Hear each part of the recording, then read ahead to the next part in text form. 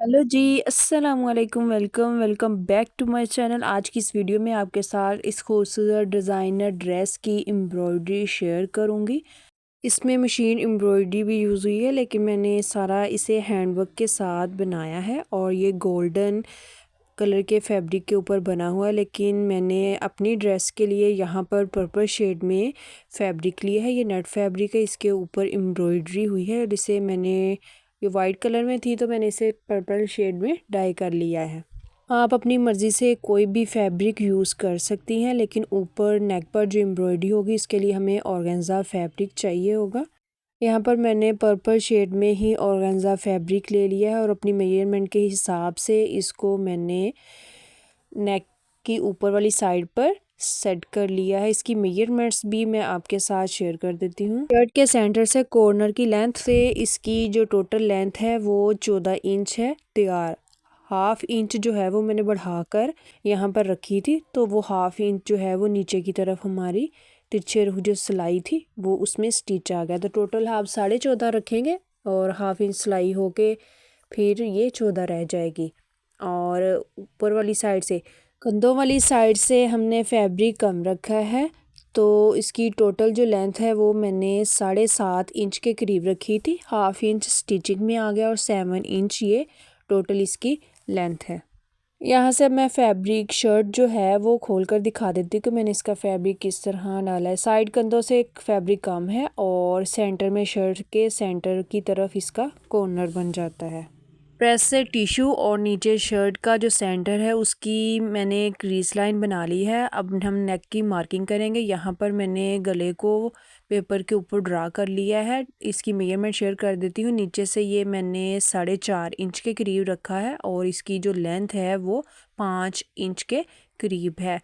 तो इतना आपने बॉक्स बना के उसके अंदर यहाँ पर हम डिज़ाइनिंग कर लेंगे। पहले मैंने एक सिंगल जो है वो दायरा कटिंग कर लिया था, फिर इसी को रखते हुए पहले वाला हाफ कर लिया, फिर बाकी खोलते हुए मैंने पेंसिल से इस तरह ड्रा करते हुए नेक को डिज़ाइन कर लिया। अब इसी पेपर को मैं शर्ट के ऊपर रख के शर्ट के ऊपर नेक की मार्किंग कर लूँगी।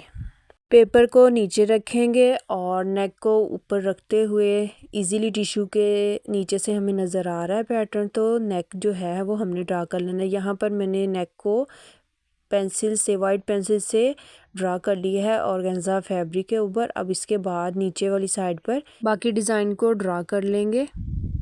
यहाँ पर नीचे जो डिज़ाइन बनेगा उसका पैटर्न भी मैं आपके साथ शेयर कर देती हूँ। यहाँ पर मैंने राउंड नेक पेपर के ऊपर डिज़ाइन जो है वो ड्रा किया है। सेंटर में हमारा ये फ्लावर बनेगा और उसके बाद नीचे वाले फ्लावर की जो बेल है वो तिरछे रुख बनेगी। सबसे पहले हम ये सेंटर वाला फ्लावर जो है वो नेक के ऊपर फैब्रिक के ऊपर सेंटर में ड्रा कर लेंगे। उसके बाद हमारा नीचे वाली जो एक फ्लावर है वो बनेगा।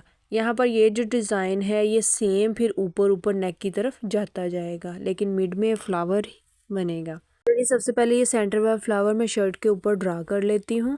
यहाँ पर शर्ट के ऊपर मैंने सेंटर वाला फ्लावर ड्रा कर लिया। इसके बाद अब ये वाला जो फ्लावर है ये बिल्कुल गले के साथ साथ सेम बार बार रिपीट होता जाएगा। तो सबसे पहले आपने पाउडर ले लेना है वाइट कलर में और उसके अंदर मिट्टी का ऑयल शामिल करके उसको अच्छे से मिक्स कर लेना है और फिर रुई का पीस लेके उसको उस लिक्विड के अंदर डिप करते हुए यहाँ पर हम इसकी छुपाई जो है वो कंप्लीट कर लेंगे।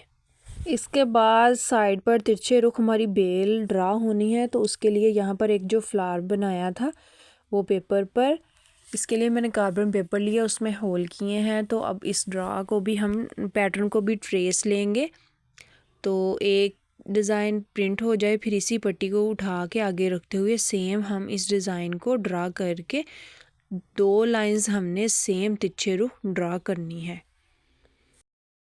यहाँ पर एक नीचे लाइन हमारी कंप्लीट ड्रा हो गई है। इसके बाद हमने इस बेल के ऊपर 2 सीधी लाइंस जो हैं वो ड्रा कर देनी है। वहाँ पर हमारे सीक्वेंस यूज़ होंगे। 2 लाइंस को ड्रा करने के बाद फिर इसी बेल को हम अगेन रिपीट करेंगे ऊपर की तरफ। अब नीचे जो बेल मैंने ड्रा की थी वही दोबारा फिर उसी को मैं सेकंड रो में इसे ड्रा कर लूँगी। पैटर्न को फैब्रिक के ऊपर ड्रा करने के बाद हमने तिल्ला थ्रेड से इसकी आउटलाइन जो है कंप्लीट करनी है। आउटलाइन जो है वो मैंने चेन स्टिच से की है। आप इसको सिंपली सुई से और आरी से भी कर सकते हैं। यहाँ पर मैंने गोल्डन तिल्ला थ्रेड यूज़ किया। गोल्डन तिल्ला थ्रेड में डिफरेंट शेड्स भी आती है। यहाँ पर मैंने डार्क कलर यूज़ किया है। सिंपली आपने सुई के अंदर तिल्ला थ्रेड को डालकर गिरा लगा लेनी है। सुई को ऊपर की तरफ निकाल लेंगे और इसके बाद आपने इसका एक लूप बना लेना है। छोटा सा स्टिच लेना है और लूप के अंदर से सुई को पास करते हुए ऊपर की तरफ निकालेंगे। दोबारा फिर धागे को हमने थंब के नीचे दबाते हुए लूप बना लेना है और पीछे वाला जो हमारा लूप बना था उसके अंदर से सुई को पास करके अगले वाले लूप के अंदर से सुई को पास करना है। तो इस तरह हमारा एक और स्टिच जो है वो बन जाएगा।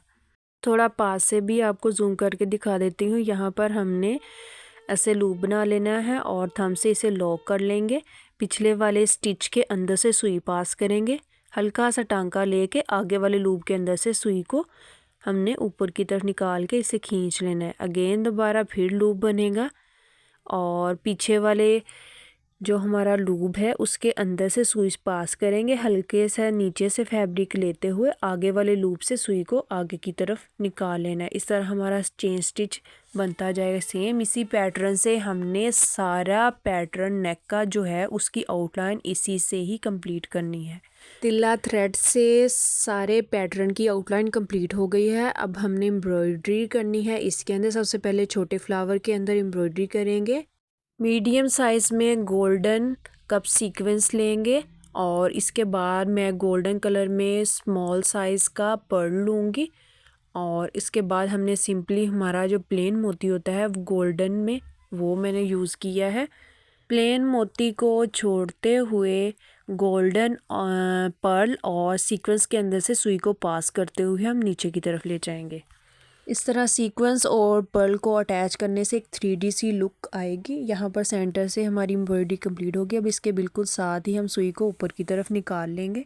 गोल्डन कलर में मैंने नक्शी यहाँ पर यूज़ की है। उसके छोटे छोटे पीसेस को कटिंग कर लिया है और सुई के अंदर एक नक्शी के पीस को डालेंगे और थोड़े से गैप से हम इसका स्टिच लगा देंगे तो ये एक लूप सा रेडी हो जाएगा। अब इसी लूप के सेंटर से हमने सुई को ऊपर की तरफ निकाल लेना है और सेकंड हम नक्शी का पीस लेंगे, सुई के अंदर डालेंगे और थोड़े से गैप पर अगेन हमने स्टिच लगा देना है। इस तरह ये हमारा सेकंड लूप जो है वो भी रेडी हो जाएगा। फिर अगेन नक्शी का पीस लेंगे और सेकंड वाले लूप के सेंटर से सुई ऊपर निकालनी है। नक्शी का पीस ले लेंगे और थोड़े से गैप से अगेन हमने स्टिच लगा देना है। इसी तरह नेक्स्ट फिर नक्शी का पीस लेना है और इसे थोड़े से गैप से अटैच करते हुए सेम हम इस सीक्वेंस और पर्ल के राउंड पे फ्लावर सेट बन जाएगा नक्शी से, वो रेडी कर लेंगे। एक दफ़ा राउंड कंप्लीट करने के बाद मैं इसके गिर्द नक्शी के पीसी से ही सेकंड राउंड बनाकर फ्लावर को बड़ा साइज़ में कंप्लीट कर लूँगी। फिर इसकी साइड्स पर जो खाली जगह बच गई है वहाँ पर हम मज़ीद एम्बेलिशमेंट करेंगे। यहाँ पर हमारा फ्लावर कंप्लीट हो गया है।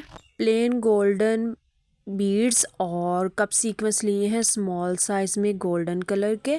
एक हम सीक्वेंस यूज़ करेंगे, एक पर्ल और एक सीक्वेंस एक पर्ल को हमने इस तरह यूज़ करते हुए यहाँ पर ऐसे स्टिच लगा देना है। फिर इसी के साथ अगेन हम सुई को ऊपर की तरफ निकाल लेंगे और एक सीक्वेंस एक बीड्स एक सीक्वेंस एक बीड्स एक सीक्वेंस बीड्स यूज़ करते हुए इस तरह जो हमारी पत्तियों की स्पेस बच गई है उसी के हिसाब से ऐड करते हुए फ्लावर को कंप्लीट कर लेंगे।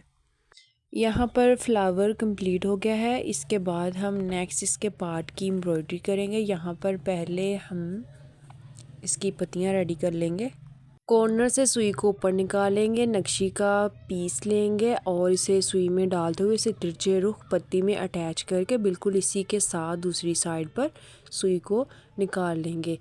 अगेन दोबारा फिर हम नक्शी का पीस लेंगे, बिल्कुल इसी के साथ इसे भी तिरछे रुख अटैच कर देंगे। इसके बाद यहाँ पर हमने एक सीक्वेंस एक पर्ल लेना है गोल्डन कलर में, फिर एक सीक्वेंस और एक पर्ल, एक सीक्वेंस और एक पर्ल के साथ हमने इसके जितना हमारी पत्ती में ये आ जाएंगे उतना ही हमने इसके अंदर अटैच करके इसे भी तिरछे रुख स्टिच लगा देना है।